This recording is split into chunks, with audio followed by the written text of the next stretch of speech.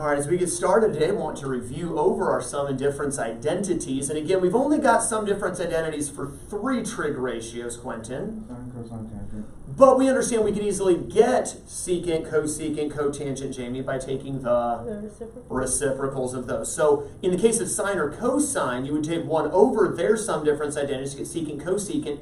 But since tangent's already a fraction, we'll literally just flip it to get the cotangent's sum difference identity. What is the sum difference identity for sine, Ethan? Sine, cosine, cosine, sine. Sine, cosine, cosine, sine. And that would be the sum difference identity. So for the identity, we would start by saying the sine of, pick a couple angles. Lambda, yeah, chi. All right, lambda plus or minus chi.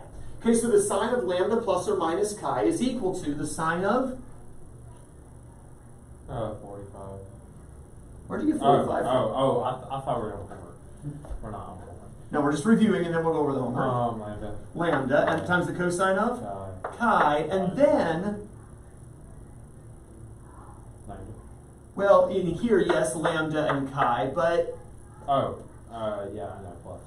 plus or minus, right? If this says plus or minus, this is going to say plus or minus. Whereas if we had the cosine of, pick a couple angles, Jamie. Alpha and beta. Plus or minus beta, sum or difference identity, we would write that. Cosine, cosine, sine, sine, sine. And when that first sine you said is actually the Like minus plus. minus plus. We reverse it, right? And then of course we drop in the The alpha and beta, and the alpha and beta. there we go. And then for the tangent sum difference identity, pick a couple angles here, Quentin. Omega and theta. Omega plus minus theta. How would we write the tangent sum difference identity? Tangent plus minus tangent. All over 1 minus plus tangent, tangent. And of course we would drop in the Omega, theta, theta. there we go. So our sum difference identities, again, we're going to have the sine, cosine, tangent, or again, reciprocal of one of those, of something plus or minus something else. Sine, cosine, cosine, sine, cosine, cosine, sine, sine, sine. And then, of course, tangent is the tangent plus minus tangent, all over minus tangent, tangent. We practiced with those in the homework when we found, for instance, the cosecant of 15 degrees. Well, the first key is if it ain't a special angle, and it's not, then we need to make it a sum or difference of 2 angles that are special. Quentin? 60 minus 45. Sounds good to me. 60 degrees minus 45 degrees. We could also do 45 minus 30. We could do, 135 minus 120 if you're really a sucker for punishment. You did 60 minus 45. 45 minus 30. You did the 45 minus 30. So again, the work is going to be different, but the answer is going to be the same. But it's cosecant, so what should I write, Quentin? 1 over sine, cosine, cosine, sine. You sure? With the negative between sine, or cosine. Good. Sine, cosine, cosine, sine. Keep whatever's here, negative, and that would have been in both of your cases since you also had a minus. 60, 45, 60, 45. It's 60, 45, 60, 45, and of course, Ethan, you'd have had 45, 30, 45, 30. You've had a plus. Well, I don't see a way to add 2 angles and get a 15, so pretty much I guess everybody would have had a minus in your regard, even if you pick something weird like 135 minus 120. And from there, we plug this in. We say, well, what's the sine of 60, Quentin? Square root of 2. The cosine of 45? Square root of 2. The sine of 60? 1/2.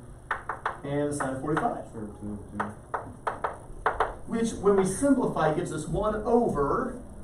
Square root of 6 over 4 minus square root of 2 over 4. And because they already have a common denominator, or you know what I could do? This might be quicker. Let's rewrite the 1 as 4/4. Now we see everything has a denominator 4. Gone. Okay, so just there's a thought. I hadn't thought to do that yet, but mathematically it works, right? And then what?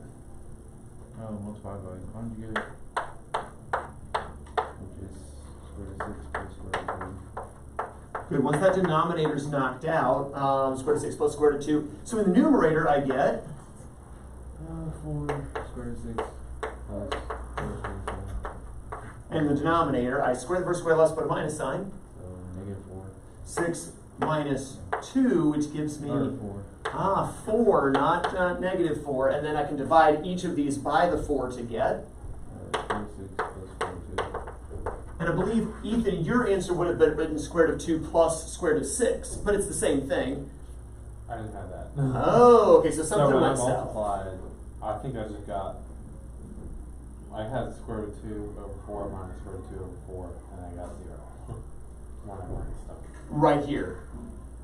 So one of these didn't quite pan out the way it's supposed to. Oh, I forgot to put it over. I forgot, another thing is I forgot to put 1 over it. I did the same thing. Oh, okay. Questions on what we should have did then? Nope. Jamie, any questions on this? That makes sense. All right, Chris, email me if you have questions. Hope you get feeling better soon. They said you were feeling rather nauseated, so hopefully that nausea will go away.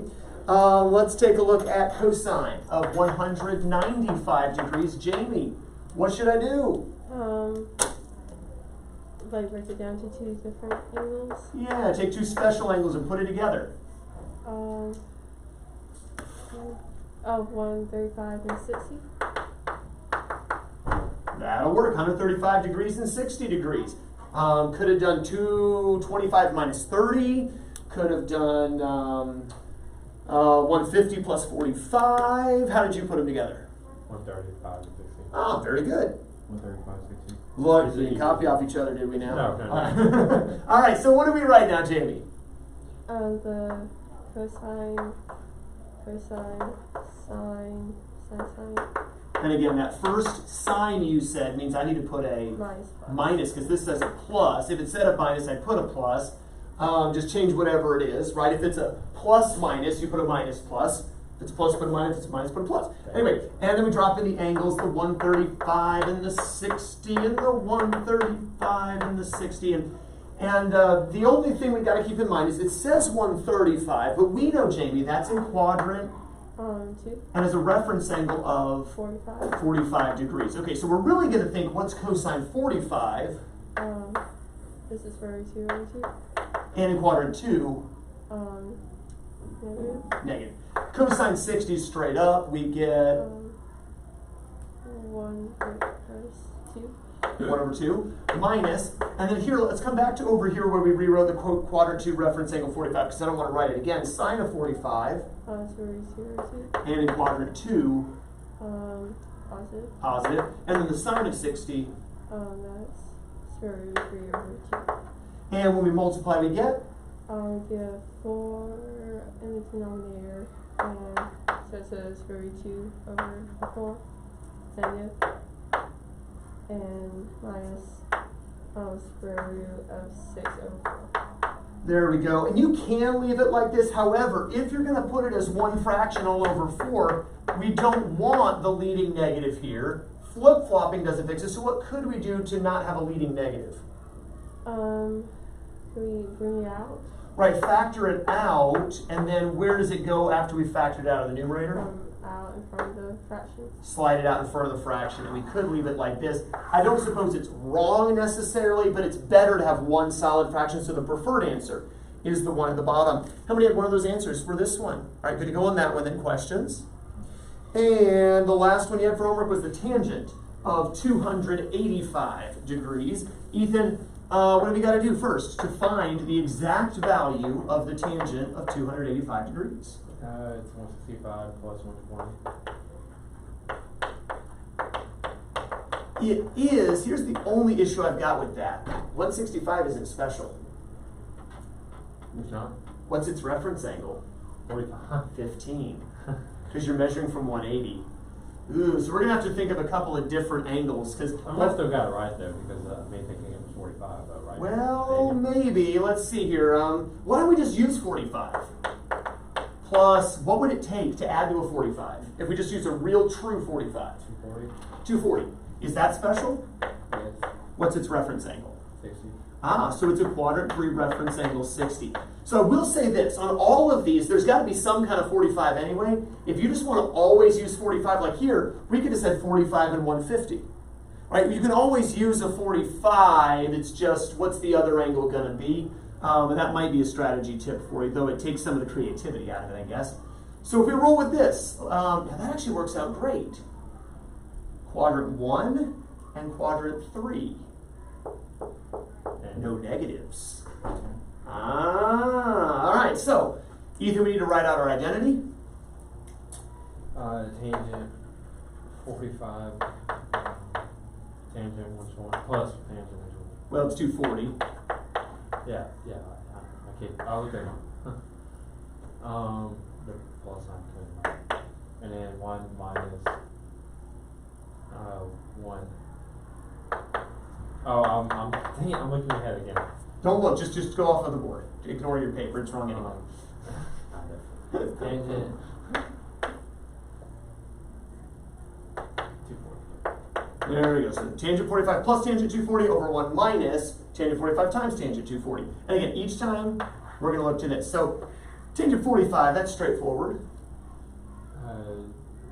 1. Here we need to say tangent of 60 Square root. in quadrant 3. Positive. Positive square root of 3. Then down here we have 1 minus, and we need to multiply a couple things together. Tangent 45 1. and tangent 240 we already said was a positive square root of 3.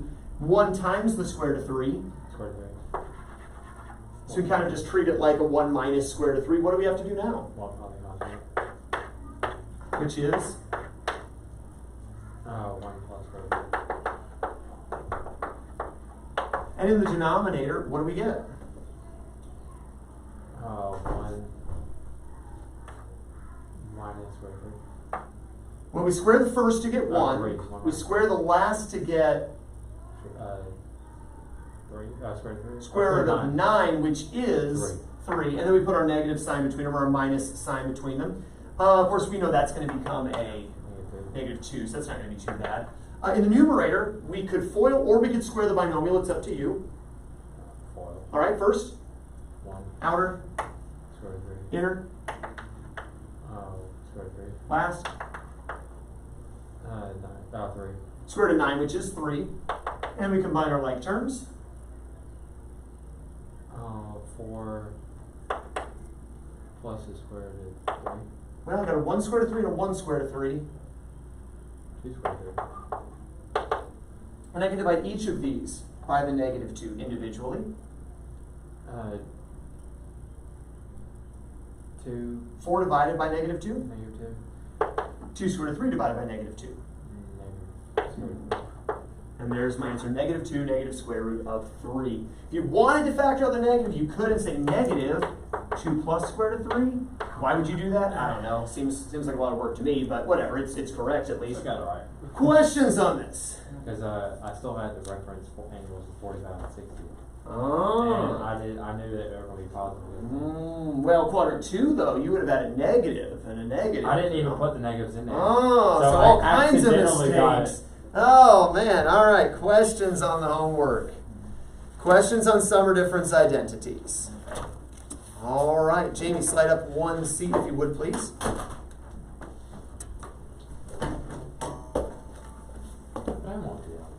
All right. Clear your desk except for a clean sheet of paper, pencil. You can use a calculator. I don't know how much good it'll do you, but you can have one out. Maybe it'll make you feel good. Suppose there are some things you might be able to use a calculator for. Jenkins.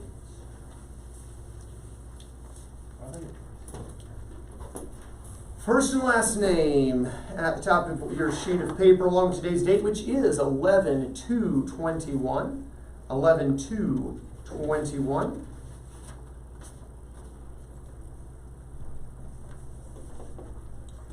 Chris, you can skip ahead about 10 minutes since you'll be taking this tomorrow.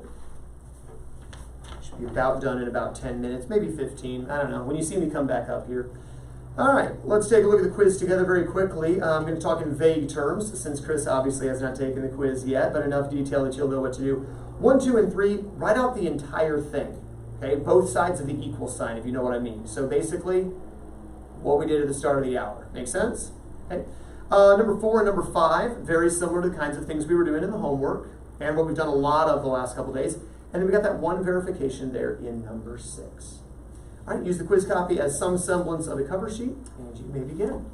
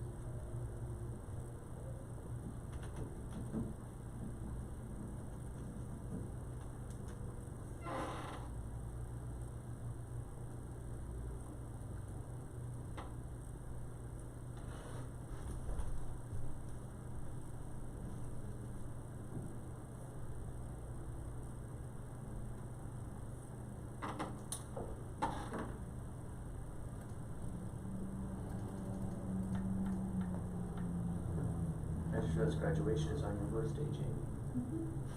Oh, brother. Happy birthday. That's also my sister's birthday. Can't wait to graduate. I'll just,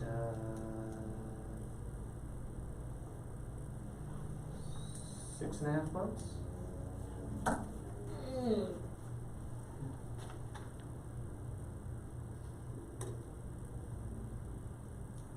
9 more pre-calculus tests. Stand between you and graduation.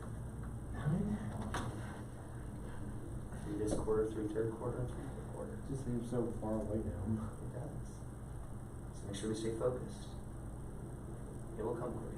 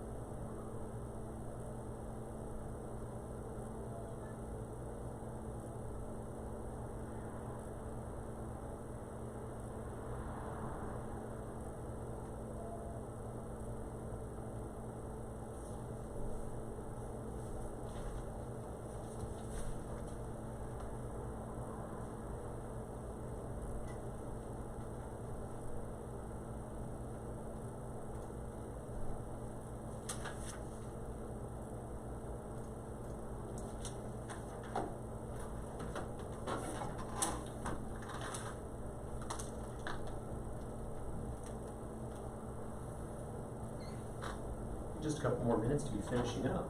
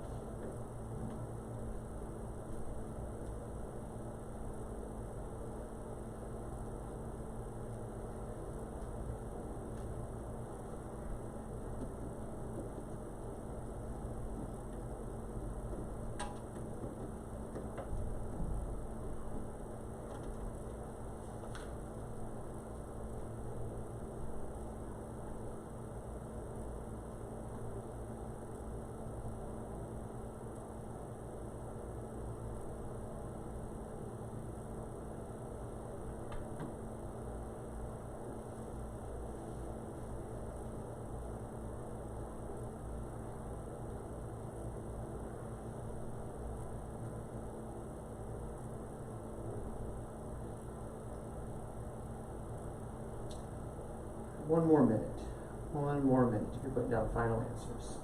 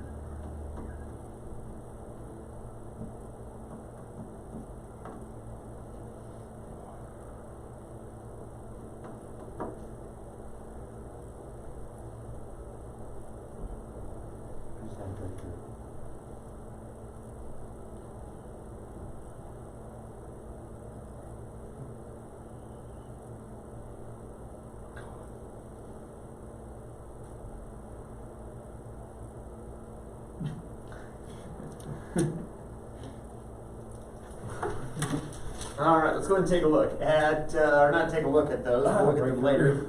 Right at the last minute, you figured it out, that's good. All right, I want to take you back for just a moment to something that you know already. If I had this, the sine of pi minus theta, 180 degrees, and you subtract an angle from it, this is how you find a reference angle, correct? But this is also in which quadrant, obviously? 2. Quadrant 2. You would take pi 180 and subtract an angle from it. And if you did, you would get the same thing as the sine of whatever that angle was. Because in quadrant 2, sine's positive. If you did the same thing, though, in quadrant 3, you take the angle which is bigger than 180 and subtract 180 or pi from it. That's how you get the reference angle.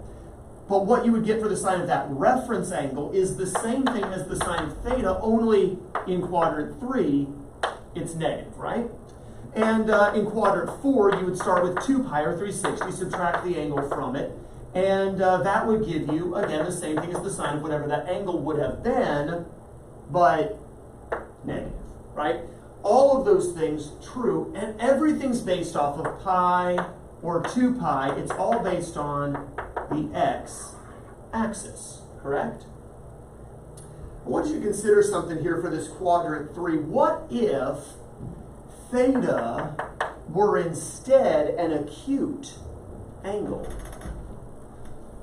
Well, then we could think theoretically here, we could say that if theta is the acute angle, then theta is kind of like the reference angle, and if we had sine of pi plus that reference angle, then this entire angle as a whole would have the same sign as the theta reference angle, except negative, right? And you could also further verify these using the sine sum and difference identity, right? If you were to use the sum and difference identity, all of these would come out the same way. Quadrant 3, there's a couple ways to write it. Either the angle minus pi, or if the angle's acute, pi plus theta. But again, everything's based off of the x-axis for your reference angles. There was one time, though, we went off the y-axis.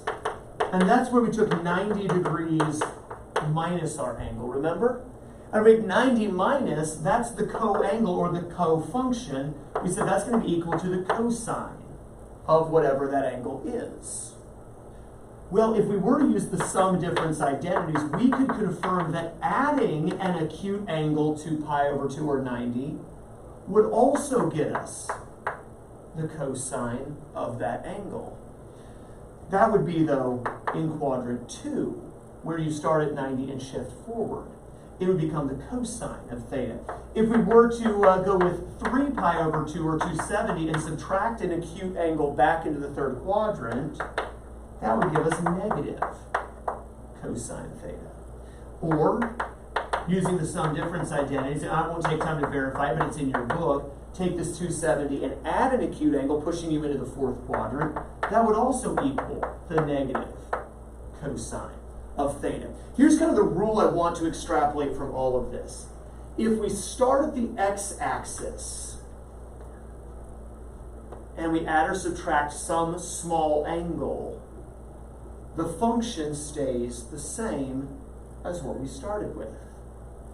But if we start at the y-axis and push an angle forward or backward, it changes to the cofunction of whatever that same angle is. Now you'll notice that the SIG ends all hinge on the starting function. Positive in quadrants 1 and 2, negative in quadrants 3 and 4. Obviously it'd be positive in quadrant 1, positive in quadrant 2, but negative in quadrants 3 and 4. Here's a rule I want you to write down. And this is going to allow us to more easily change to cofunctions in the future. Same function, reference angles measured from the x-axis. For same functions, reference angles are measured from the x-axis. For same functions, reference angles are measured from the x-axis. But to more quickly calculate cofunctions, reference angles, if you want to call them that, they're not really reference angles, but cofunctions, reference angles in quotation marks, can be measured from the y-axis. Cofunctions, their reference angles, if you want to call them that, can be measured from the y-axis. Again, all of this verifiable and shown in your textbook, I believe, using sum and difference identities, but we already kind of saw the pattern even before this. Now we can establish it further now that we know the sum and difference identities that we just were quizzed over. Turn your books to page 123. Let me show you how we're going to use these efficiently. The first few are going to seem like review because that's what they are, because we're not doing anything different with reference angles as we move forward. Look at number 6 on page 123. It gives you the sine of 2 pi over 3. Well, what we're going to do is write this as a sum or difference of two angles. But it says in the directions, rewrite each of the following as the same function of a positive acute angle. So since it wants the same function, I'm going to go off of the x-axis. What quadrant is 2 pi over 3 in? 3. 2. Quadrant 2. 3/3 of a pi would be pi. 2/3 is a little less. That puts this in quadrant 2. Now before, what we would do is we would actually subtract from pi. But what I can do is rewrite this as pi minus 1/3 of a pi. Does that make sense? That's another way to rewrite 2 pi over 3. But instead of using special angles necessarily, I'm using an axis angle, a quadrantal. And since it's the same function, I'm using the x-axis quadrantal in quadrant 2. This will equal the sine of pi over 3. You could do sine, cosine, cosine, sine, and figure that out using the pi and the pi over 3, the pi and the pi over 3, but it would come back to the sine of pi over 3. And notice, positive, because in quadrant 2, sine is positive. Pretty straightforward. Look at number 9, the cotangent of 150 degrees. If it wants the same function, it just wants it rewritten, I'm going to always go off the x-axis. Which x-axis angle is right near 150? 180. So I'm going to rewrite 150 degrees as 180 minus 30 degrees. Make sense? And you know what I'm going to get? The cotangent of that same 30-degree angle. But, ASTC, we're in quadrant 2. What is cotangent in quadrant 2? Negative. This is just what we were doing before, but it approaches it by writing a sum or difference as the angle first. But that's the only difference. Look at number 12. Gives us the sine of 220 degrees. Well, again, if it says rewrite as terms of the same function, I'm going to base off of which axis? X-axis. Which x-axis angle, quadrantal, is closest to 220? 180. But here, I'm going to have to write this as 180 plus something. 180 plus 40. And you know what I'm going to get? The sine, keep the same function, of that other angle, that 40-degree angle. Just like here was the cotangent of that 30-degree angle. Here was the sine of that, pi over 3. ASTC, we said this is in quadrant 3. Sine in quadrant 3 is? And I've rewritten in terms of the same function. Make sense? Rewriting in terms of a sum or difference, but you're starting with 180 or 360.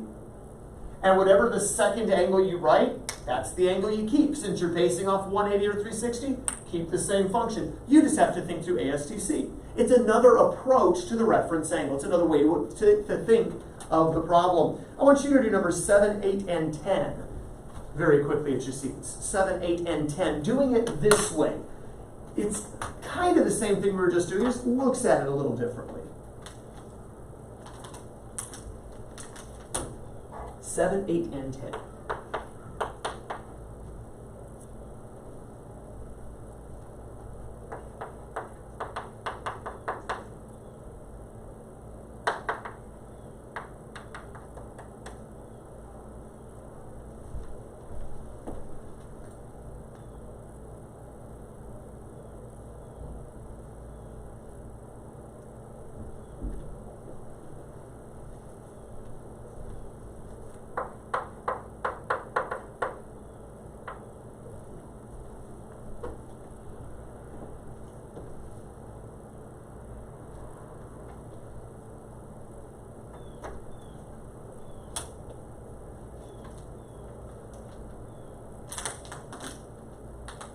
And just like we rewrote angles as two special angles added or subtracted, we're going to do the same thing here, but these already are special angles. We're merely rewriting, or not necessarily all special angles, but we're going to rewrite these specifically using a 180 or 360, or pi or 2 pi.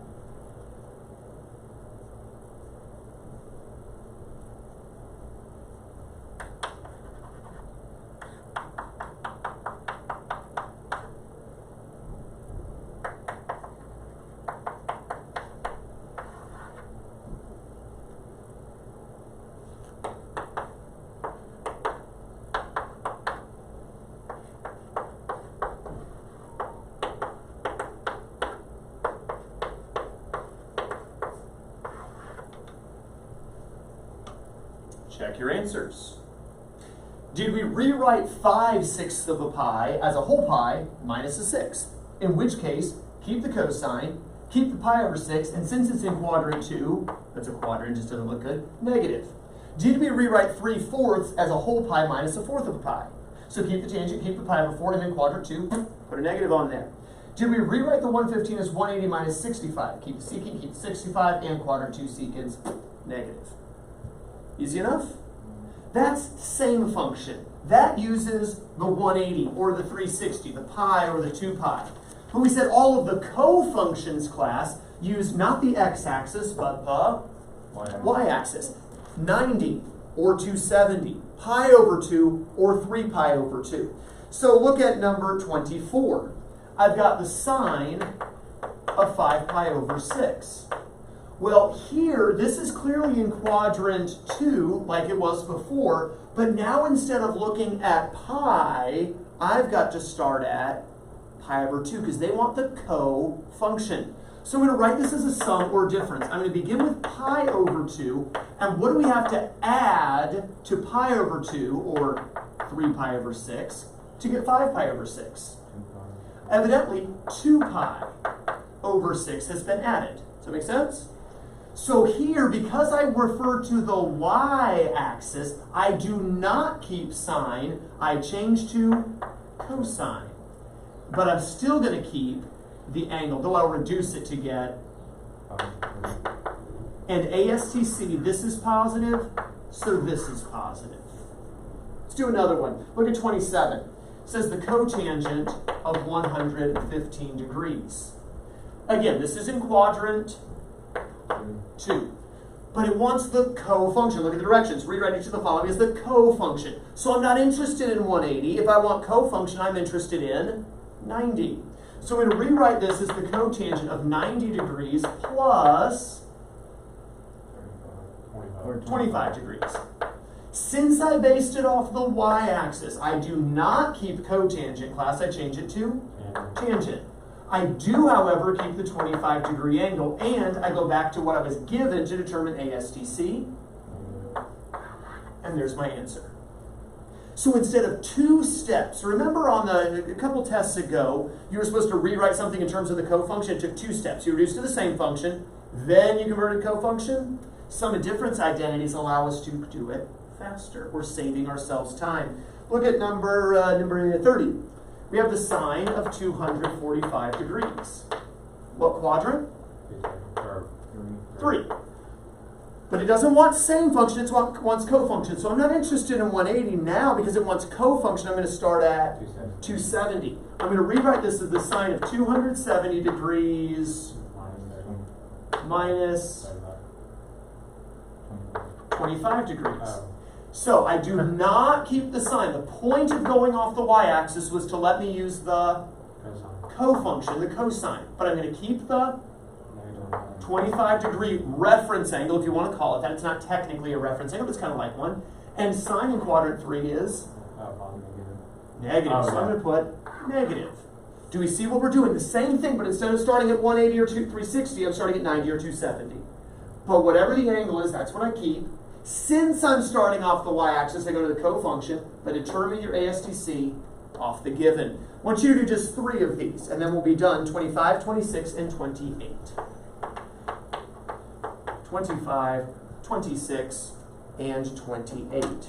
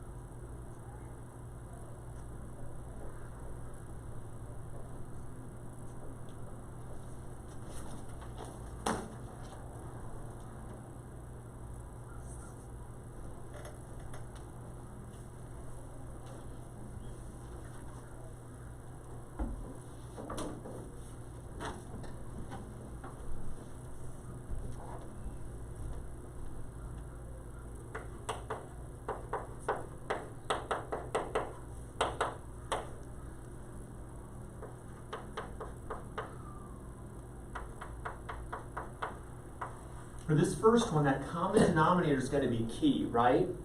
2 pi over 3 could be thought of as 4 pi over 6, right? Pi over 2, which is the 90 in quadrant 2, is 3 pi over 6. What must be added to 3 pi over 6 to get 4 pi over 6? Pi over 6 must be added. So, since we're going off the 90 or the y-axis, change cosine to sine, keep the angle, and ASTC Or negative. negative. And there's my answer. Does that all make sense? That's the hard thing about radians is that denominator business. And you got to get that common denominator. Here it's a little easier because, again, we're in quadrant 2. So again, we're basing it off the 90 or the pi over 2. What's the common denominator this time? 4. So pi over 2 could be thought of as 2 pi over 4. What must be added to 2 pi over 4 to get 3 pi over 4? 1 pi over 4. Pi over 4. So, since I went off the 90, I don't keep the tangent, I change to the cotangent. But I keep which angle? The second angle, the pi over 4. And ASTC, negative. Looking at the last one, this one's easier because it's degrees. I love degrees, I hate radians. Quadrant 2. So here, again, it's cofunction. So I go off of the, in quadrant 2, Or 90. I go off the 90, right? So I'm going to say secant of, start with the 90, and here we're going to change 150 into 90 plus 60. But because we're going off the 90, or the y-axis, we change the secant to cosecant. We keep the 60 degree angle and ASTC negative. And there we go. That's what we're going to be doing in the homework tonight. You're going to practice with some same functions. You're going to use 180 and 360. You're going to do some cofunctions, 90, 270. For homework, page 123. 13 to 23, the odd. Page 123, numbers 13 to 23, the odd. And numbers 29 to 41, the odd. 29 through 41, the odd. So a very odd assignment this evening. We're doing more of that tomorrow. Then we'll show you how we can apply this to some of the other stuff we've been doing besides the shortcut application on bypassing and the two-step conversion to cofunctions. Have a wonderful rest of your day, and you are dismissed.